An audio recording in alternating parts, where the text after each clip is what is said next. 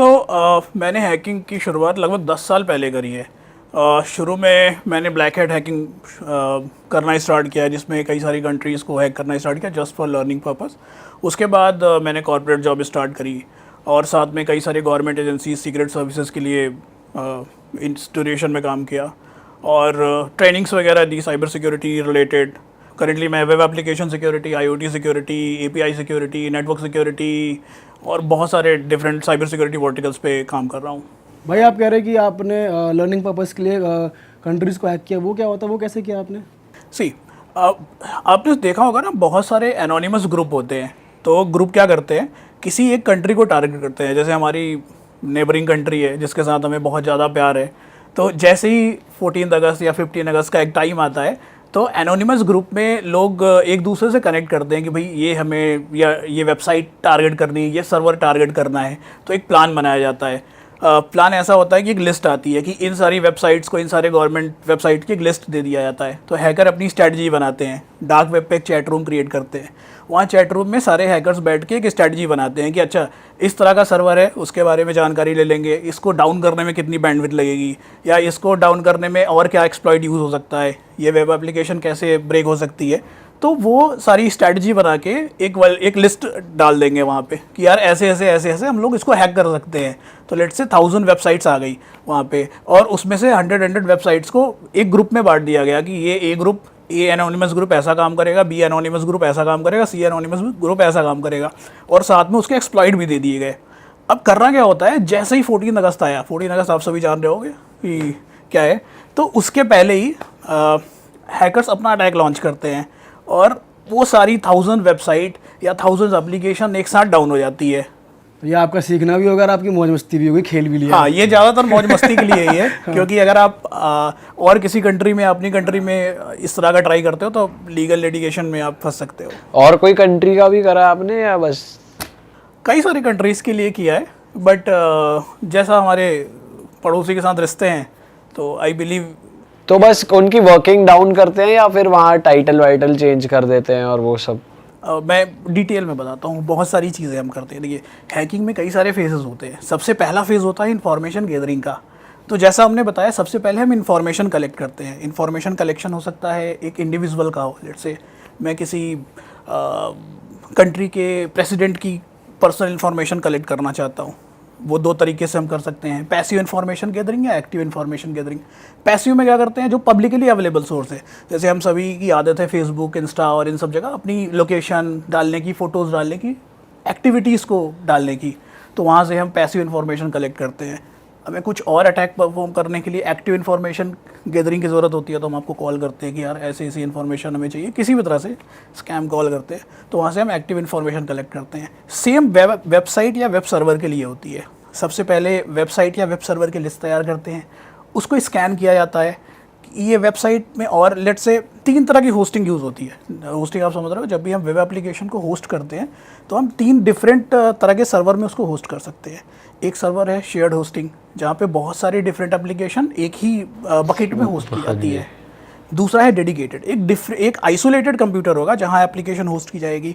और एक होता है वीपीएस, जैसा हम लोग अपने सिस्टम में वीपीएस वगैरह यूज़ करते हैं, वैसा ही एक होस्टिंग होती है। तो यूजुअली क्या होता है, गवर्नमेंट शेयर्ड होस्टिंग यूज़ करती है। डिफरेंट अपनी वेबसाइट को, लेट्स से की बात कर लेता हूँ, और डिफरेंट वेबसाइट को एक ही डेटा सेंटर में होस्ट करते हैं और 2 एप्लीकेशन के बीच किसी तरह का आइसोलेशन नहीं होता है। तो हैकर क्या करते हैं, सबसे पहले आइडेंटिफाई करते हैं कि कौन सी ऐसी एक एप्लीकेशन है जिसके साथ 10 एप्लीकेशन या 100 एप्लीकेशन कनेक्टेड है। तो वो उस एक एप्लीकेशन की इन्फॉर्मेशन गैदरिंग करेंगे, उसके वल्नरेबिलिटी निकालेंगे, उसके बाद फिर उस एप्लीकेशन को हैक करेंगे, फिर उस सर्वर को हैक करेंगे जिस पर वो एप्लीकेशन रन कर रही है। उसके बाद बैकग्राउंड में उस सर्वर पे और भी 100 एप्लीकेशन चल रही है, मल्टीपल एप्लीकेशन का एक्सेस मिल जाता है। यस, फिर वो सारी एप्लीकेशन को हैक करेंगे, उसका डेटा डंप कर लेंगे। अच्छा, एक बड़ी अच्छी जो हैकर एक बहुत अच्छा काम करते हैं, वो क्या करते हैं, एप्लीकेशन में एक बैकडोर डाल देते हैं। बैकडोर डाल के छोड़ दिया। अब एप्लीकेशन 6 महीने पुरानी हो गई, 1 साल पुरानी हो गई, बैकडोर डला हुआ है। हैकर ने क्या किया, किसी दिन बोर्ड हुआ, अटैक किया, एप्लीकेशन सारी डाउन, 100 एप्लीकेशन डाउन। अब कोई एजेंसी या कोई गवर्नमेंट क्या करेगी, सबसे पहले बैकअप लेगी और बैकअप से इंस्टॉल करेगी। तो बैकअप में आप 2 महीने पुराना बैकअप लोगे, 3 महीने पुराना बैकअप लोगे, उससे पुराना बैकअप आप नहीं लोगे क्योंकि आपके पास रीसेंट डेटा नहीं रहेगा। तो वो हैकर क्या करेगा, 1 साल पहले उसने शेल डाल रखी है, जब आप 3 महीने वाला बैकअप भी डालोगे तो उसमें भी उसका शेल रहेगा। तो इस तरह से एजेंसीज कंफ्यूज हो जाती है कि हैक हो कैसे रहा है। तो इसलिए 1 साल तक का डेटा रहता है उस बैकडोर में। हाँ, बैकडोर में डेटा नहीं, बैकडोर में बेसिकली लेट्स से मुझे आपने फ़ोन दिया, मैंने आपका फ़ोन आज ले लिया, आपके फ़ोन में मैंने एक सॉफ्टवेयर इंस्टॉल कर दिया और उसके बाद आपने फ़ोन का बैकअप बनाया। जैसे आईफोन का हम लोग क्लाउड पे बैकअप बना के रखते हैं, और या फिर एंड्रॉयड का एक क्लाउड पे बैकअप बना के रखते हैं। जब भी फ़ोन लॉस्ट होता है तो हम बैकअप से रिकवर कर लेते हैं, सारी ऐप रिकवर कर लेते हैं। अब क्या हुआ, 6 महीने बाद आपको ऐसा लगा कि यार मेरा फ़ोन हैक हो गया, मेरे फ़ोन से पेमेंट हो रही है, कोई डेटा ट्रांसफ़र कर रहा है, तो आपको ये लगेगा कि यार कोई रीसेंट एप्लीकेशन जो मैंने डाउनलोड करी है या इंस्टॉल करी है उसके थ्रू मेरा फ़ोन कॉम्प्रोमाइज़ हो रहा है। आप क्या करोगे, सारा फॉर्मेट करोगे और अपना 2 महीने या 3 महीने पुराना बैकअप इंस्टॉल कर लोगे। बट हैकर ने क्या किया है, आपके 6 महीने पहले ही आपके सिस्टम में वो मालवेयर या फिर स्पाईवेयर डाल रखा है, तो आप जब भी पुराना बैकअप डालोगे वो ऑलरेडी हैक्ड रहेगा। तो यही सारी चीज़ें हम वेब सर्वर के साथ करते हैं, हम बैकडोर डाल के छोड़ देते हैं उसको और काफ़ी टाइम बाद फिर वहाँ अटैक परफॉर्म करते हैं। और क्या क्या चीज़ें करी है भाई आपने अपने स्टार्टिंग डेज में, थोड़ा बताओ। स्टार्टिंग डेज में जैसा कि मैंने बताया शेयर्ड होस्टिंग वाला, तो एक बहुत बैड प्रैक्टिस है। जैसे कॉलेजेस होते हैं तो वो क्या करते हैं, किसी एक डेवलपर या किसी एक एजेंसी को पकड़ लिया और उनको बोला कि भैया आप मेरा वेबसाइट बना दो, सर्वर बना दो, ये अटेंडेंस सिस्टम बना दो, इस तरह की चीज़ें आप बना दो। अब वो एजेंसी क्या करती है, और भी कॉलेजेस और भी इंस्टीट्यूट के साथ कनेक्टेड होती है, तो सेम तरह की सर्विसेज उन्हें प्रोवाइड करती है। तो बेसिकली वो सारा डेटा वो एक सिंगल होस्टिंग सर्वर पे होस्ट करते हैं। तो अगर हमने किसी कॉलेज का एक सिस्टम हैक किया तो उस सिटी के सारे कॉलेजेस का हमें एक्सेस मिल जाता है। 1 या 2 ही एजेंसी होंगी जो सबको मैनेज कर रही होती है, या 1 या 2 कंपनीज होती हैं वो सबको मैनेज कर रही होती है। तो इसमें मैंने लाइक आपने देखा होगा कॉलेज के टाइम में, जो कि बहुत शुरू की बात है और उस time I was just learning this cyber security. तो एक कॉलेज में एक अटेंडेंस सिस्टम रहता था जहां आपको बायोमेट्रिक अटेंडेंस लगानी होती थी। आप जाओगे डिवाइस पे अपना बायोमेट्रिक अटेंडेंस लगाओगे और आपके सिस्टम में सॉफ्टवेयर में दिख जाएगा कि यार ये बंदा आया था, ये बंदा कॉलेज आज आया था। अगर एक पर्टिकुलर थ्रेशोल्ड से आपकी अटेंडेंस कम है, लेट्स से 70% 60% से कम है, तो कॉलेज फाइन लगाता था कि यार आपको ना एग्जाम में नहीं बैठने मिलेगा ऐसा। तो ये बड़ा फ्रीक्वेंट उस टाइम मैंने बहुत फेस किया यार, पहले मिल जाते मुझे आप। भाई अच्छा एक चीज़ बताओ, आजकल हम हर जो भी नई ऐप इंस्टॉल करते हैं अपने फ़ोन में, सब लोग हमसे एक्सेस तो मांगते ही हैं, साथ ही साथ अपनी personal details, email ID, number वंबर सब मांगते हैं। तो ये जो ऐप्स होती है, लेट्स फॉर एग्जांपल ज़ोमैटो ले लेते हैं या स्विगी ले लेते हैं कुछ खाना ऑर्डर करने की, या ब्लिंकिट ले लेते हैं, तो ये डेटा कितने सेफ़ होते हैं? हमारी इंडियन ऐप्स कितनी सेफ़ हैं अपना डेटा देने के लिए? कई लोग कार्ड भी डिटेल डालते हैं पेमेंट करने के लिए, तो वो कितना सेफ़ है? सबसे पहले तो किसी भी तरह की ऐप पे आपकी दी हुई इन्फॉर्मेशन कहीं भी सेफ नहीं है। जैसा आप देखते हैं रिसेंट अभी एक कुछ टाइम पहले एक साइबर अटैक हुआ जिसमें I guess 83 crore Indian user का पैन कार्ड और आधार कार्ड की डिटेल्स लीक हुई, जबकि वो काफ़ी सिक्योर आइसोलेटेड इन्वायरमेंट में उस तरह का डेटा सेव है। सेम एज इस तरह की एप्लीकेशन जो आपका डेटा रखती है, हैकर्स भी इन ऐप को क्रैक करते हैं, हैक करते हैं और वो आपका डेटा डंप करते हैं। तो ये बहुत कॉमन प्रैक्टिस है। लाइक अगर मुझे ये जानना है कि लाइक आपके बारे में कि आपका डेटा, आपकी क्या क्या इन्फॉर्मेशन डार्क वेब पे है, तो मैं बस एक सिंपल सा आपका फ़ोन नंबर डालूंगा या ईमेल एड्रेस डालूंगा और मुझे सारा इन्फॉर्मेशन मिल जाएगा कि आपका डेटा अब तक कहाँ कहाँ से लीक हुआ है, आपने किस किस वेबसाइट पे क्या क्या पासवर्ड रखा हुआ था, और एक ये भी चांस हो सकता है कि आपने सेम पासवर्ड और भी वेबसाइट पे यूज़ किया हो, जिसको एक पासवर्ड रीयूज़ अटैक बोलते हैं, और उसका यूज़ करके हम यूज़ कर सकते हैं। तो हैकर क्या करते हैं, इस तरह से लीक डेटाबेस आपको डार्क वेब पे मिल जाएगा।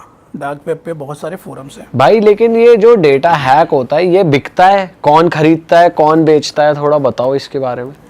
सी डार्क वेब पर जो भी हैकर डेटा हैक करता है, लेट्स से मैं एक हैकर हूँ, मैंने इंडियन डेटा हैक किया, बट अब मैं डायरेक्ट जाके किसी को सेल नहीं कर सकता, तो मैं एक अपना एलियास क्रिएट करूँगा। एलियास मतलब एक मेडअप नेम बनाऊँगा। मेडअप नेम बनाने के बाद टॉर पे चले जाऊँगा और टॉर से मैं डार्क वेब कनेक्ट कर लूँगा। डार्क वेब पे बहुत सारे फोरम्स हैं। फोरम्स का मतलब है जहाँ पे आप एडवर्टीजमेंट कर सकते हो और इन्फॉर्मेशन डाल सकते हो। एक बहुत पॉपुलर फोरम है और सिमिलर तरह की बहुत सारी फोरम है जो कुछ टाइम पब्लिकली अवेलेबल थी, बट अभी आई गेस FBI ने उसको बंद कर दिया। तो अभी आप उस वेबसाइट को अगर पब्लिकली खोलोगे तो लिखेगा कि बैंड बाय FBI या seized by FBI, but dark web पर ये अभी भी चल रही है। तो जैसे ही डेटा मिलता है, बंदा क्या करता है, सबसे पहले डार्क वेब पे जाता है, डेटा को छोटे छोटे चंक्स में डिवाइड करता है, क्योंकि काफ़ी बड़ा डेटा है तो उस डेटा को एक साथ अपलोड कर पाना या रख पाना इम्पॉसिबल है। उसके बाद वो डार्क वेब फाइल शेयरिंग का यूज़ करता है। अगर वो डेटा को पब्लिकली डोमेन में कहीं पे अपलोड करता है, लेट्स से अगर मैं AWS या किसी क्लाउड में यूज़ करता हूँ तो AWS का सर्च इंजन या क्लाउड का सर्च इंजन उसको सर्च कर लेगा कि यार इस तरह का PII इन्फॉर्मेशन या PCI इन्फॉर्मेशन, PII का मतलब पर्सनल आइडेंटिफिकेशन आइडेंटिफायर, मतलब आपका नेम, आपका ईमेल एड्रेस, आपका फ़ोन नंबर, आपका होम एड्रेस, ये सारी PII इन्फॉर्मेशन है। और कार्ड रिलेटेड इन्फॉर्मेशन को PCI इन्फॉर्मेशन बोलते हैं। तो डेटा को थोड़ा सा मैनेज करने के लिए इस तरह की कैटेगरी बनाई गई है। तो अब वो हैकर क्या करेगा, आपका डेटा डार्क वेब पर ही होस्ट करेगा, डार्क वेब पे एडवर्टाइज करेगा मेडअप नेम से। उसके बाद फिर एक डिस्कॉर्ड का चैनल क्रिएट करेगा और आपको इनवाइट करेगा कि अच्छा आपको ये डेटा चाहिए, डिस्कॉर्ड पे आ जाओ, आप मेरे इस एलियास से कनेक्ट कर लो। आप डिस्कॉर्ड पे चले जाते हो। उसके बाद फिर आप बोलोगे कि यार मुझे भरोसा नहीं है तेरे पास ये डेटा है कि नहीं, आप सैम्पल डेटा मांगोगे। तो मैं एक एग्जांपल लेता हूँ, आधार कार्ड का डेटा। तो आप बोलोगे ना मेरा आधार कार्ड नंबर ये है और आप इसके अक्रॉस जो भी रो में डेटा है, लेट्स से मेरा फ़ोन नंबर, फादर का डिटेल्स और home address, date of birth, ये आप दे दो। तो आपको सैम्पल डेटा भेजेगा। उसके बाद आप उसको ये बोलोगे कि आप कितना डेटा चाहिए। लेट्स से आप ये सिलेक्ट कर सकते हो कि मुझे ना A नाम का डेटा दे दो, B नाम का डेटा दे दो, क्योंकि डेटाबेस बहुत बड़ा है और इतने सारे आप पैसे दोगे नहीं जितना डेटा है, आपको सिर्फ काम का डेटा चाहिए। लेट्स से मैं एक स्कैमर हूँ, मैं डार्क वेब पे जाता हूँ और मुझे स्कैम करना है जो भी बंदा दिल्ली NCR में रहता है। तो अब मैं उसको बोलूँगा कि भाई तू एक काम कर, दिल्ली NCR वाले जितने भी बंदे हैं उसका आप एक क्वेरी चला ले और उनका डेटा डंप करके बता दे कितने डेटा है। तो बताएगा भैया ये डेटा जो है लगभग 15,000 यूज़र का डेटा है। तो अब उसके हिसाब से एक डील हो जाएगी कि ठीक है 15,000 यूज़र का, पर यूज़र का आप ये प्राइस पे। क्या प्राइस, आपको कुछ आइडिया है कितने में बिकता है एक बंदे का डेटा? अभी जो रेट है डार्क वेब पर अपना आधार कार्ड का, वो 83 करोड़ यूज़र का डेटा। अच्छा। तो 1 में आपको डेटा मिल जाएगा, नेगोशिएट करोगे आपको और सस्ते में मिल जाएगा। तो स्कैमर्स यूजुअली कार्ड डिटेल्स वाला डेटा, पर्सनल इन्फॉर्मेशन वाला सब कुछ खरीदते हैं। हाँ, सब कुछ खरीद सकते हैं। तो वो स्कैमर्स ही खरीदते हैं या बड़ी बड़ी कंपनीज, जैसे फॉर एग्जांपल हमने एक जगह अपना नंबर लिखवा दिया कहीं पे, जैसे मॉल वॉल में नंबर लिखवाते हैं, तो अब अलग अलग जगहों से भी कॉल आने लगते हैं। या जैसे एक प्रॉपर्टी वाले को अपना नंबर लिखवा दिया, जैसे 99 एकड़ पे कुछ देखते हुए लॉगिन कर दिया, तो अलग अलग डीलर्स को भी नंबर आने लग जाते हैं, कॉल्स आने लग जाते हैं। तो ऐसी कंपनियां, बड़ी कंपनियां भी खरीदती हैं डार्क वेब से हमारा डेटा, या फिर सिर्फ स्कैमर्स ही खरीदते हैं? ये कंपनीज भी डेटा लेती हैं, बट ये कंपनीज कोशिश ये करती हैं कि जो डेटा आपका पब्लिकली अवेलेबल हो, जैसे आपने जोमेटो को डेटा दिया या किसी ऐप को दिया, मैं एक एग्जांपल ले रहा हूँ, या आपने किसी जगह जाके, जैसा आप बता रहे हो, आपने एक फॉर्म फिल किया और उन्होंने डेटा बेस बना लिया। अब कंपनीज, जो छोटी कंपनीज है, जो कॉल करने वाली कंपनीज है, आपको कॉल करती हैं, सर क्रेडिट कार्ड ले लो, ये कर लो, वो कर लो, वो बड़ी कंपनीज नहीं है। तो वो लोकलाइज डेटा लेंगी, किसी मॉल के पास चली गई कि आपके पास जो यूज़र विजिट करते हैं ना, इसका डेटा दे दो, तो उनको सस्ते में वो डेटा मिल जाएगा। अगर बड़ी कंपनीज़ को डेटा चाहिए तो वो डार्क वेब से खरीदती हैं, बट यूजुअली जो हमें कॉल्स आती हैं वो बहुत लोकलाइज लेवल पे डेटा होता है, जो हम सरफेस वेब से ही ले सकते हैं कहीं से भी। भाई जो आमतौर पे लोग ऑनलाइन शॉपिंग करते हैं, कुछ जैसे इसने बोला कि फूड ऐप्स हैं जिससे तुम ऑनलाइन पे करके तुम खाना मंगा रहे हो, तो इससे बचा कैसे जाएगा? बिकॉज वो लोग कार्ड्स की डिटेल डलवाते हैं, तुम्हारी इन्फॉर्मेशन डलवाते हैं, तो इससे बच कैसे सकता है आम आदमी? जब भी आप इन्फॉर्मेशन सेव करते हो तो दो जगह इन्फॉर्मेशन सेव हो सकती है। एक पॉसिबिलिटी ये है कि ऐप खुद इन्फॉर्मेशन सेव कर रही है। अगर ऐप इन्फॉर्मेशन सेव कर रही है, आपकी कार्ड की डिटेल सेव कर रही है, तो आपको कंसेंट पेज दिखेगा कि भैया आप एक कंसेंट दो ताकि हम आपका क्रेडिट कार्ड डिटेल सेव करें। जब आप नेक्स्ट पेमेंट करोगे तो आपको बस CVV देनी है, तो वो क्या करेंगे, आपकी डिटेल सेव कर लेंगे। जब आप कोई पेमेंट परफॉर्म करोगे तो वो डिटेल जो पेमेंट सप्लायर है NCPI को फॉरवर्ड करेंगे और आपसे CVV ले लेंगे और आपका पेमेंट हो जाएगा। अगर आपको इस तरह का डेटा नहीं देना है तो आप सबसे पहले उनका कंसेंट पेज देख लो और आप कोशिश करो कि QR से पेमेंट कर दो बिना अपना क्रेडिट कार्ड सेव किए, क्योंकि क्रेडिट कार्ड के साथ एक बड़ा कंसर्न ये है कि इंडिया में क्रेडिट कार्ड से पेमेंट करने पे या डेबिट कार्ड से पेमेंट करने पर हमें OTP आती है, बट अगर हम Foreign फॉरेन में कंट्री नहीं से यूज़ आती। करते हैं तो OTP की ज़रूरत नहीं है। सही तो बात ये है। चैलेंज है। तो बेसिकली मेरे हिसाब से आप अपना कार्ड लॉक करके रखो। यूजुअली मैं अपने सारे कार्ड्स को लॉक करके रखता हूँ। तो जब भी आपको पेमेंट करनी है, आप ऐप से कार्ड का लॉक डिसेबल करो, आप पेमेंट करो, फिर कार्ड लॉक कर दो। या कार्ड में एक लिमिट लगा सकते हैं कि हमें मैक्सिमम इतना ही स्पेंड करना है, अगर उससे ज़्यादा एक्सपेंड करना है तो आप फिर से जाके अपना कार्ड अनलॉक करो और हम पेमेंट कुछ केसेस में हम जो बार कोड होता है वो भी फेक होता है, वो भी हैकेबल होता है कि बार कोड आए और पैसे कहीं और जा रहे हैं, सभी होता है। हाँ, पॉसिबल होता है। देखो, बारकोड क्या होता है, जब भी हम किसी बारकोड को स्कैन करते हैं तो हमारी एप्लीकेशन उस बारकोड, मतलब जब भी हम बारकोड स्कैन करते हैं, ये एप्लीकेशन, फ़ोन की एप्लीकेशन उसको ब्राउज़र पे भेजती है रिजॉल्व करने के लिए। तो कई बार वो बारकोड एक वेबसाइट पर ले जाता है, और वेबसाइट से कोई डेटा डाउनलोड करता है और वहाँ पे कोई स्क्रिप्ट होती है, वो स्क्रिप्ट फ़ोन में डाउनलोड होती है और एग्जीक्यूट होती है। और जो भी एग्जीक्यूशन में जिस भी तरह का लेट्स से जो भी ऑपरेशन होगा वो ऑपरेशन परफॉर्म करेगी। हो सकता है वो पेमेंट भी कर दे, हो सकता है वो कोई और फाइल डाउनलोड कर ले। अगर सिर्फ पेमेंट कराए तो बहुत सिंपल, बहुत छोटी चीज़ है, आप बच गए हो। हैकर क्या करते हैं, आप बारकोड स्कैन करोगे, वो बारकोड ब्राउज़र पर जाएगा, ब्राउज़र एक रिक्वेस्ट सेंड करेगा एक सर्वर पे, वहाँ से एक ऐप आपके फ़ोन में डाउनलोड होगी और इंस्टॉल हो जाएगी। अब उसके बाद वो आपका कैमरा रिकॉर्ड कर सकते हैं, आपका वॉइस रिकॉर्ड कर सकते हैं, और बहुत सारी चीज़ें मतलब कर फुल सकते हैं। एक्सेस मिल गया उनको हाँ phone बिल्कुल, का। बारकोड से फुल एक्सेस। तो जब भी आप स्कैन करते हो ना बारकोड, आप देख सकते हो कि ये जो भी चीज़ें कर रहा है, ब्राउज़र कर रहा है, वो क्या कर रहा है। और जैसे भी आई क्लाउड की भी बात हो रही थी, तो आई क्लाउड जैसे मानते ही बहुत ज़्यादा सेफ रहता है उस पर डेटा, वो भी हैकेबल है। अभी तक ऐसा केस तो नहीं मिला है कि आई क्लाउड से डेटा लीक हुआ है। अच्छा, आई क्लाउड काफ़ी सिक्योर है, AWS और बाकी जगह से डेटा लीक हो सकता है। मेरा नाम शैलेश रौथान है और मेरे पास अराउंड 10+ ईयर्स का एक्सपीरियंस है, बोथ ब्लैक हैट का, वाइट हैट का, and in between I was working with secret services. So मैं कॉन्ट्रैक्ट बेसिस में I work with cabinet secretary which you people known as रॉ। I worked with UAE government, I worked with African governments and many other projects. So more of a offensive sort of projects थे and intelligence gathering के projects थे।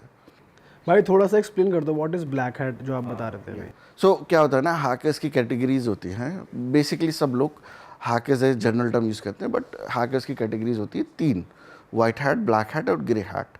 White hat वो होते हैं जो hackers, ethical hackers होते हैं। Let's say for example companies में जो हैकिंग कंपनीज हायर करती है, जिनको प्रोडक्ट में वनरेबिलिटीज़ निकालने के लिए, बग्स निकालने के लिए जनरली, या जो बग बाउंटी करते हैं, आई मीन वनरेबिलिटी निकालते हैं एंड देन बग को रिपोर्ट करते हैं, वो होते हैं white hat hackers. Black hat hackers वो होते हैं जो ऑफेंसिव हैकिंग करते हैं, कंपनीज हैक करते हैं, रैंसमवेयर अटैक करते हैं, डेटाबेस हैक करते हैं, क्रेडिट कार्ड हैक करते हैं और बहुत कुछ, right. So those are known as black hat. Grey hat होते हैं मिक्सचर, राइट। मॉर्निंग में वाइट हैट हैकिंग करेंगे, रात को ऑफेंसिव हैकिंग में आ जाएंगे, सो उनको ग्रे हैट बोलते हैं, mixture of white and black hat. So ये 3 जर्नल हैं, बट उसके बाद भी बहुत सारे होते हैं। एक्टिविस्ट होते हैं, राइट। रेड टीमर होते हैं। रेड टीमर क्या होते हैं? रेड टीमर्स भी आजकल एक बहुत फैंसी टर्म आ गई, ब्लैक हैट हैकर्स को ही करके। रेड टीमर्स वो होते हैं जिनके पास ब्लैक हैट हैकिंग की नॉलेज हो, बट वो कंपनीज के लिए काम करें। सो एथिकल हैकर आजकल क्या होता है ना, लोग वीडियो ट्यूटोरियल्स देख लेते हैं और एक कोर्स कर लेते हैं 1 साल का 2 साल का, and they call themselves ethical hacker. But जो ब्लैक हैट की नॉलेज होती है कोर लेवल की, वो हैंड्स ऑन नॉलेज, वो केवल बहुत रेयर होती है। इंडस्ट्री को वही चाहिए। अगर आप कंपनीज बोलोगे, गूगल, ये सब, उनके पास सेपरेट डिपार्टमेंट है, टाओ डिपार्टमेंट है, अलग अलग कंपनीज के बाद ब्लू टीम डिपार्टमेंट्स हैं जो ऑफेंसिव इसी काम के लिए होती है। तो उस प्रोसेस को रेड टीम बोलता है। थोड़ा सा आपके बैकग्राउंड पे जाना चाहूँगा मैं, आप क्या करते थे इससे पहले और हैकिंग की दुनिया में आना कैसे हुआ आपका? ठीक है। सो मैं 2009 में मैं पास आउट हुआ था 12th। उसके बाद 2010 में एक केस आया था, CBI वेबसाइट हैक हुई थी। तो वो बहुत पॉपुलर पाकिस्तानी हैकर्स ग्रुप था, पाक बर्ग्स नाम से, उन्होंने हैक की, डिफेस की थी। तो वेबसाइट हैकिंग को एक टर्म बोलते हैं डिफेसमेंट।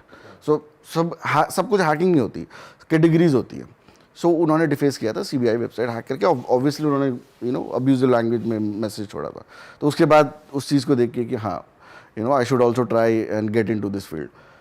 तो पता चला थोड़ा ना वीडियोज़ नहीं होते थे, कोई पाथ स्पेसिफिक पाथ नहीं होता था, तो आपको इधर उधर हिट एंड ट्रायल करना होता था। कोई पाकिस्तानी फोरम ज्वाइन किए, अल्जीरियन फोरम्स ज्वाइन किए, बहुत सारे फोरम इधर उधर धक्के खाके पता चला there is a group called इंडिशल, Indian cyber army. So I finally join that group and after that you know बाकी चीज़ें लर्निंग और उस पाथ ब्लैक हैट हैकिंग का पाथ वहीं से डिसाइड हुआ। तो ऑलमोस्ट 5 years मैंने वो कंटिन्यू करा। तो आपने ब्लैक हैट हैकिंग करी है? हाँ खुद? हाँ, काफ़ी एक्सटेंसिव लेवल पे की है। सो क्या होता था ना, इंडिया और पाकिस्तान के बीच में साइबर वॉर होती थी जब भी। हाँ, और ये बहुत पहले से होती आ रही है, 1998 से। बहुत लोगों को नहीं पता कि इंडिया में भी बहुत सारे हैकिंग ग्रुप थे, बहुत ज़्यादा हैकिंग ग्रुप, अच्छे ग्रुप्स थे, बहुत पॉपुलर। तो आपने शायद एक का नाम सुना भी होगा, इंडियन स्नेक्स, 2002 से था वो, 2002 से एक्टिव था 2005 तक। वो Bangalore and Hyderabad based group था, उसमें 4-5 जने थे, काफ़ी पॉपुलर था। उन्होंने एक बॉम्ब भी बनाया था तो पाकिस्तानी गवर्नमेंट को टारगेट करने के लिए। सो क्या होता था ना, पाकिस्तानी के हैकर्स का भी ग्रुप्स थे, वो डिफेस करते थे Indian government website, Indian popular website, और सेम सिनारियो यहाँ से भी होता था। तो 15 अगस्त, 26 जनवरी, या कभी कभी फायर होता बॉर्डर पे, एंड कभी बॉम्ब ब्लास्ट होता है इंडिया में, तो तब रिस्पॉन्स आता था इंडियन हैकर्स का। तो बहुत सारे ग्रुप्स थे, उसमें से एक मैंने ज्वाइन किया था। तो आपने कोई खुद पाकिस्तानी वेबसाइट या कुछ हैक करा है? हाँ, बहुत बार, इनफैक्ट न्यूज़ में भी नाम आया पाकिस्तान में, और मतलब बहुत ज़्यादा। और क्या करते थे आप हैक करके, मतलब हाँ, अभी गाली वाली? हाँ, मोस्टली तो यही था, गालियाँ वालियाँ होती तो थी भाई जो बेसिकली मीम्स आए वो आप ही करते थे स्टार्टिंग में। हाँ, मतलब पहले इतनी मेच्योरिटी थी नहीं ना, तब करना क्या, आपने उनके सर्वर्स, उनके आर्मी का डेटाबेस हैक कर लिया, उनकी वेबसाइट डिफेस कर दी, .gov.pk हैक कर ली, बहुत सारे डिफेस कर लिया। उसके बाद आप करोगे क्या, डेटाबेस ज़्यादा से ज़्यादा डाउनलोड मार लोगे।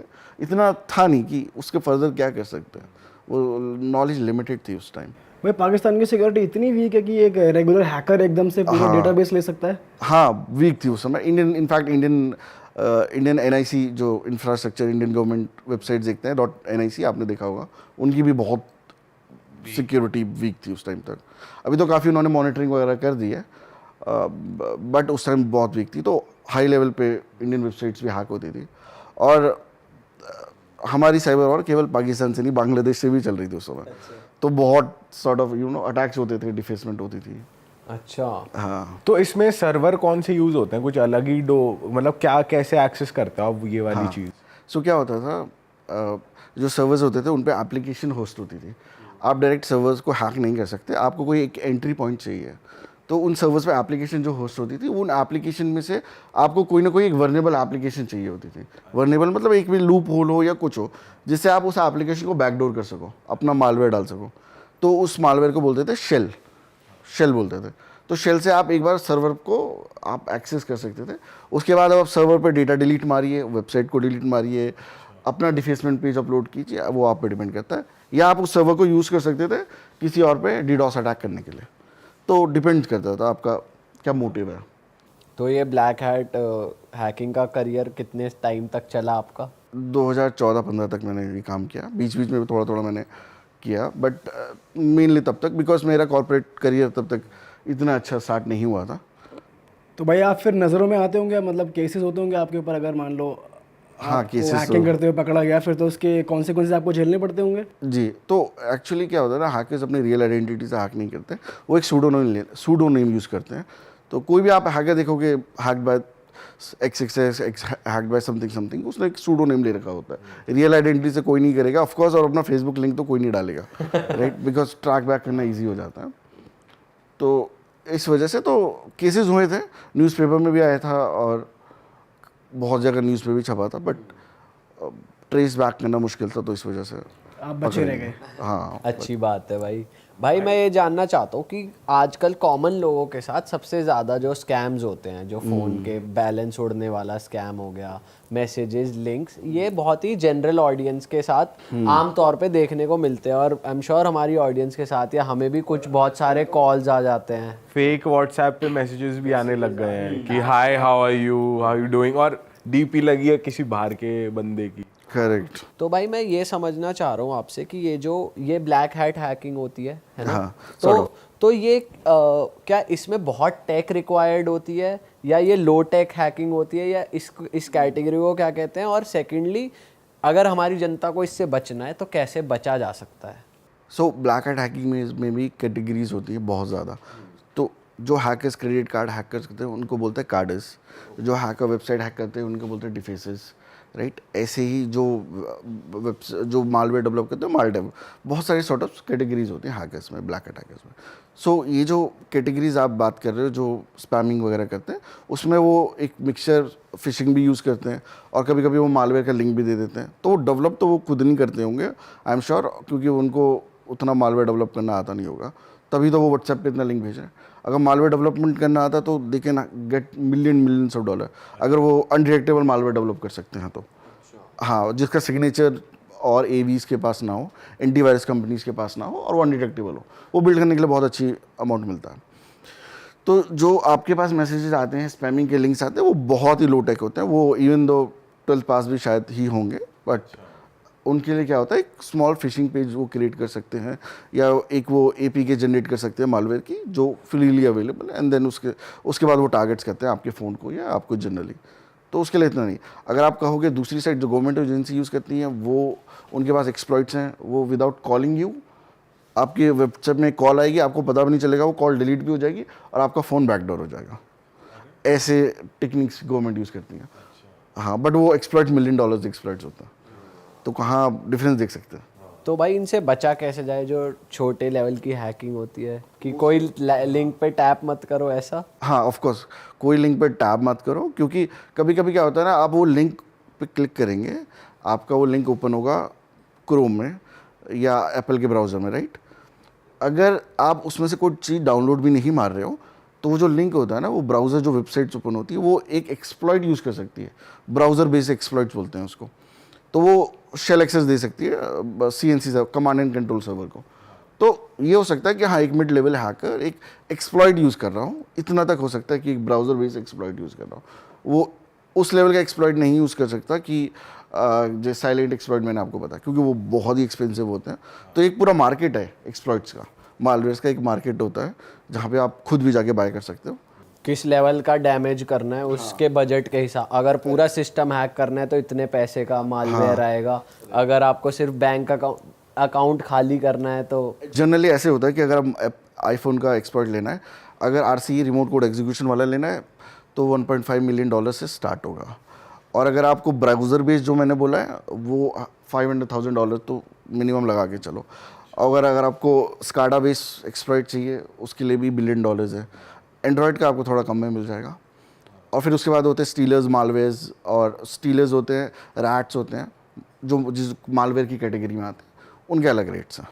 भाई ये तो भाई बहुत ही मतलब नेक्स्ट लेवल कॉस्टिंग है, और जैसे जो आप कर रहे हो उसकी भी बहुत मतलब मैं जानना चाहूँगा क्या रहता है, क्या मतलब क्या मिलता है आपको, क्या सैलरी, अगर कोई बढ़िया ऐसा कुछ प्रोजेक्ट है तो कितना मिलता है? देखिए, आप कॉर्पोरेट में तो आप 7 फिगर 8 फिगर तक आप पहुंच सकते हो, 35 तक इजीली, कोई प्रॉब्लम नहीं है। और अगर आप ये इवन दो मालवेयर डेवलपमेंट या आप क्लाइंट को वो पर्टिकुलर सोल्यूशन भी प्रोवाइड कर सकते हैं ना, मिडल मैन बन के, उसमें भी आपको इजीली एक उसका आप इजीली 7 फिगर में चार्ज कर सकते हो। और कोई गवर्नमेंट प्रोजेक्ट है, कोई स्पेशल प्रोजेक्ट है आपके पास? हाँ, मैंने बहुत सारे मतलब कैसे बताऊँ, फीस पूछ रहा है ये? फीस तो हाँ, $1 मिलियन की फ़ीस होती है, बट गवर्नमेंट पे डिपेंड करता है, उन्हें लेना है नहीं। जैसे मैं एक प्रोजेक्ट बता देता हूँ, इंडियन गवर्नमेंट को चाहिए था SS7 वाला। मैं उसमें करना क्या था, सिंपल लैंग्वेज में? हाँ, तो गवर्नमेंट को बार बार नहीं जाना था ये ISP वाले के, मुझे लोकेट करना है फ़ोन। यूजुअली क्या होता है, किसी फ़ोन नंबर को लोकेट करने के लिए ISP वाले पे जाना होता है, एयरटेल वगैरह, देन वो ट्रायंगुलेशन मेथड से यूज़ करता है। एक SS7 सिग्नलिंग मेथड है जिससे आप किसी के भी कहीं किसी भी country accept Israel and USA, because उन्होंने ही डेवलप किया है, तो वो दोनों कंट्री को छोड़ के आप वर्ल्ड में कहीं पे भी किसी को भी लोकेट कर सकते हो 50 या 100 मीटर के रेंज में। उसके लिए नंबर चाहिए होगा? बस नंबर चाहिए, और उसकी पुरानी हिस्ट्री भी, कहाँ से कहाँ तक वो मूव किया। और अगर फ़ोन ऑफ है तो वो लास्ट लोकेशन भाई ये बताओ, जो हमारे फ़ोन्स है, जो हम डेली यूज़ की ऐप्स यूज़ करते हैं, इंस्टाग्राम, व्हाट्सएप, स्नैपचैट, ये कितनी सेफ़ है? और क्या ये हमारा डेटा, इनकी वेबसाइट्स, इनका डेटाबेस भी हैक होके कहीं शेयर होता है हमारा? हाँ, बहुत बार इनका डेटाबेस हैक हो चुका है और इनफैक्ट डार्क वेब में तो डंप भी डेटा मिल जाएगा आपको। मतलब हमारे फ़ोन का डिलीटेड डेटा ये? नहीं, आपके फ़ोन का नहीं, इनका ऐप्स का डेटा, का dump data। आपका डंप डेटा। जैसे अभी बिग बास्केट का कुछ मंथ पहले लीक हो रहा था, पेड में लीक हो रहा था, अब तो फ्री में मिल जाएगा। तो हैकर एक 1.5 BTC मांग रहा था, उस समय BTC की वैल्यू $35,000 थी। तो उसके बाद मैंने कुछ मंथ वेट किया, उसके बाद वो फ्री में ही अवेलेबल हो गया। तो उसमें मेरा एड्रेस, पर्टिकुलर फ़ोन नंबर पूरा था। बहुत कुछ 2 मिलियन यूजर्स का डेटाबेस था वो। तो ऐसा होता है। बिग बास्केट जो ऐप, हाँ, बिग और ये जो इनक्रिप्शन की बातें करता है व्हाट्सएप की, एंड टू एंड इनक्रिप्टेड, ये सब मिथ है? नहीं, एंड टू एंड इंक्रिप्शन वाली बात सही है।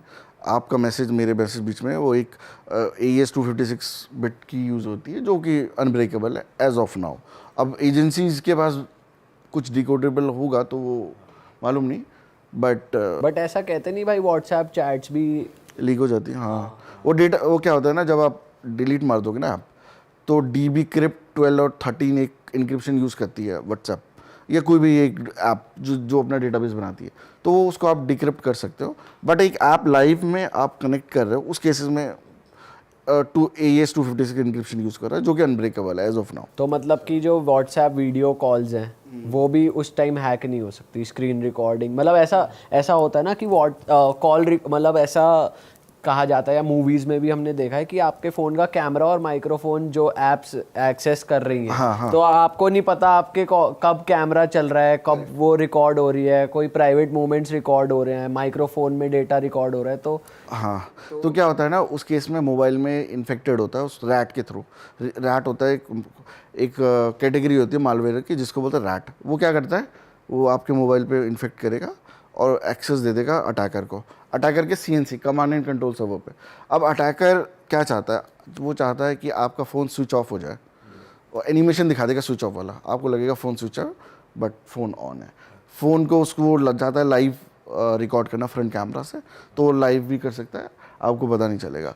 वो आप किसी मीटिंग में बैठे हो, आपका माइक्रोफोन ऑन हो जाएगा। बट भाई वो एक्सेस तो तब मिलेगा ना जब उसको हम एक्सेस देंगे। सोशल इंजीनियरिंग के थ्रू आपको करना पड़ेगा ये उसको इन्फेक्ट। बेसिकली ऐसा भी तो होता है, जैसे भाई हम किसी ऐप को एक्सेस दिया हमने, लेट सपोज व्हाट्सएप को ही दिया, अब व्हाट्सएप हैक हुआ, उसके थ्रू फ़ोन हैक होता है, ऐसा होता है? या ये व्हाट्सएप तो नहीं, मतलब मैं सिर्फ नाम ले रहा हूँ, बट वैसे ये मल्टीपल, क्योंकि हर ऐप ही मांगती है फ़ोन का एक्सेस, माइक्रोफोन और कैमरा का एक्सेस।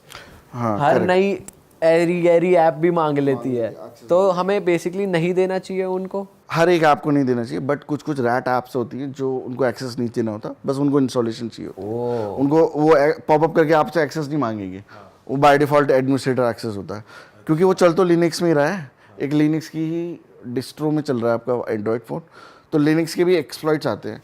अगर आप यूज़र प्रिविलेज में हो तो यूज़र से एडमिनिस्ट्रेटर पहुँचने में प्रिविलेज एस्केलेशन के एक्सप्लॉइट्स आते हैं। तो जो मालवेयर ऐप होते हैं अच्छे वाले, जो भी अभी मार्केट में अवेलेबल हैं, $15,000 से $20,000 पर मंथ रेंट पे मिल जाती हैं, डॉलर के हिसाब से 15 से 20,000। उनमें ये होता है कि उसमें बस आपको क्लिक करना है, इंस्टॉल का करना है, दैट्स इट। वो कोई प्रिविलेज नहीं मांगेगी, ऐप भी हिडन हो जाएगी। उसके बाद क्या होगा, आप कोई भी ऐप खोलेगा ना अपने मोबाइल पे, तो एक ओवरले अटैक हो जाएगा, फेक ऐप खुल जाएगी, उस ऐप की जगह फेक ऐप खुल जाएगी और फिर वो क्रेडेंशियल्स मांगेगी। मतलब उसी की रेप्लिका टाइप खुल जाएगी कि फेक है वो। बट आपने जेन्युइन ऐप डाली ना मोबाइल पे, व्हाट्सएप क्लिक करोगे, जेन्युइनली व्हाट्सएप क्लिक करोगे, व्हाट्सएप एक लेयर पे चली जाएगी और जो मालवेयर ऐप है उसका ओवरले हो जाएगा, मालवेयर ऐप दिखेगी आपको ऊपर, मतलब व्हाट्सएप की तरह ही दिखेगी एकदम। आपको लगेगा व्हाट्सएप ही ओपन है, बट वो आपका क्रेडेंशियल मांगेगी या सॉर्ट ऑफ कुछ मांगेगी। या फेसबुक आपने ओपन किया तो आपका फेसबुक लॉगिन पेज आ जाएगा, आप उसमें लॉगिन क्रेडेंशियल डालोगे या कुछ भी डिटेल डालोगे, क्रेडिट कार्ड कुछ भी, तो वो रियल ऐप पे नहीं जाएगा, वो एंड्रॉयड पे। ओवरले अटैक है लेटेस्ट। प्रिवेसी है नहीं भाई यार, अब तो सब कुछ अगर ओपन है। एंड्रॉयड तो कुछ नहीं है, iOS तो फिर भी बहुत सेफ है। भाई एक बात बताओ, अगर किसी को क्विक चेक करना हो कि मेरा फ़ोन या कुछ इन्फेक्टेड है या नहीं, तो कैसे चेक कर सकती है ऑडियंस हमारी? देखिए, आपका पहले देखना पड़ेगा रूट है या नहीं फ़ोन। अगर रूटेड नहीं है, आप नॉर्मल वैसे यूज़ कर रहे हो, मतलब मैं एक वैसे ही कह रहा हूँ, कोई वीडियो देख रहा है, उसे तुरंत चेक करना हो, या हमें एक चेक लेना हो अपने फ़ोन पे तो हाँ, एक तरीका है, आप अपने फ़ोन का ट्रैफिक इंटरसेप्ट कर सकते हो। तो बहुत सारे प्रॉक्सी टूल्स आते हैं, आपको यही देखना है ना आपको कोई मॉनिटर कर रहा है नहीं कर रहा, तो आप ये देखोगे कि ट्रैफिक क्या जा रहा है, आपके मोबाइल से ट्रैफिक क्या जा रहा है। तो कुछ कुछ इंटरसेप्ट टूल्स आते हैं, प्रॉक्सी टूल्स आते हैं, उनका आप सर्टिफिकेट आप मोबाइल में इंस्टॉल कीजिए, तो आप वो टूल पे देख सकते हैं आपका मोबाइल कौन सा ट्रैफिक भेज रहा कोई है। ऐसा बता सकते हो आप किसी के काम आ जाए? बहुत सारे टूल हैं, लाइक बब सूट्स हैं, बब्स? बब सूट्स, वो वेब के भी काम आता है, मोबाइल पे भी आप वो उसका सर्टिफिकेट इंस्टॉल करके ट्रैफिक इंटरसेप्ट कर सकते हो। और भी बहुत सारे चार्ल्स है, चार्ल्स प्रॉक्सी, बहुत सारे टूल्स हैं। भाई ऐसे जितने खुराफाती हैकर हैं वो तो इन्हीं सर्टिफिकेट में ही मालवेयर घुसा दे सकते हैं कि ये लोग डालेंगे बचाने के लिए। मालवेयर, एक्चुअली मालवेयर को भी सर्टिफिकेट चाहिए होता है। अच्छा। मालवेयर को सर्टिफिकेट इसलिए चाहिए होता है क्योंकि कुछ कुछ स्कैनर्स स्कैन करते हैं और वो देख लेते हैं कि कौन सी ऐप विदाउट सर्टिफिकेट है, वो मालवेयर ही है। तो मालवेयर बहुत सारे सर्टिफिकेट स्टील करके आते हैं या किसी और पॉपुलर कंपनी का सर्टिफिकेट होता है उनके पास। भाई ये कॉमन आदमी क्या करे अगर ये स्मार्टफोन ना चलाए? तो भाई मतलब नोकिया 1100 चलाना चाहिए। हाँ, सोल्यूशन यही है भाई कि वही वाले फ़ोन चलाओ। हाँ, भाई एक बार सर्वर पे डेटा चला गया फिर तो चला गया। हाँ, फिर तो मतलब चला जो गया। ये कहते हैं स्नैपचैट की फोटो 24 घंटे बाद डिलीट है, स्टोरी 24 घंटे बाद delete, ये कहीं तो स्टोर है ही। कहीं तो स्टोर होगी, तो ये उनके ऑफकोर्स डेटाबेस में तो रह गई। तो आपकी गवर्नमेंट ऑडिट नहीं कर रही ना, तो आप कंफर्म नहीं कर सकते। बाहर यूरोप में उनके अलग रूल होते हैं कि आपको इस पर्टिकुलर टाइम तक ही यूज़र डेटा रखना है, उसके बाद डिलीट। अगर ऑडिट में वो पकड़ा गया तो फिर फाइन लगता है, गूगल पे भी और बहुत सारी कंपनीज में भी। बट अगेन वो भी हैकेबल है तो वो भी बच जाते होंगे। सब कुछ हैकेबल भाई है। वैसे एक बात बताओ, सबसे ज़्यादा मुश्किल क्या रहा है आपके करियर में हैक करना? मतलब सबसे ज़्यादा मुश्किल क्या रहता है? बहुत सारे टास्क हैं जो नहीं कर पाते एट द एंड। जैसे किसी को मेरा जो बेसिकली काम था वो तो आईसिस और बोको हराम को ट्रैक करना होता था। 2015 में बता रहा हूँ, जब मैं अफ्रीका में डिप्लॉयड था, मैं एनआईए के साथ काम कर रहा था, नाइजीरियन इंटेलिजेंस एजेंसी, और एक और एजेंसी थी डीआईए, डिफेंस इंटेलिजेंस एजेंसी। तो मैं उनके साथ काम कर रहा था। तो उसमें बिकॉज अफ्रीका में उसी टाइम बोको हराम 2011-12 से आईसिस हुआ, उसके बाद बोको हराम ने वो ले लिया, और बहुत सारे अदर ग्रुप्स भी थे, सम डेल्टा रेवेंजर, पता नहीं बहुत सारे ग्रुप्स इमर्ज हुए थे अफ्रीका में अलग अलग कंट्रीज़ में।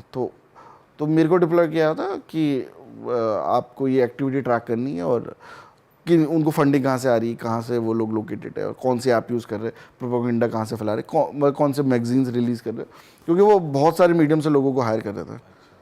तो उसमें केसेस में ये था आप फिजिकली कैसे ट्रैक करोगे, फिर आपको उनको चैट रूम में घुसना पड़ता है या उनके फोरम्स में घुसना पड़ता है, फिर आप उनको ट्रैक करते हो, फिर जाके थोड़ा सक्सेस, बट वो थोड़ा डिफिकल्ट होता है।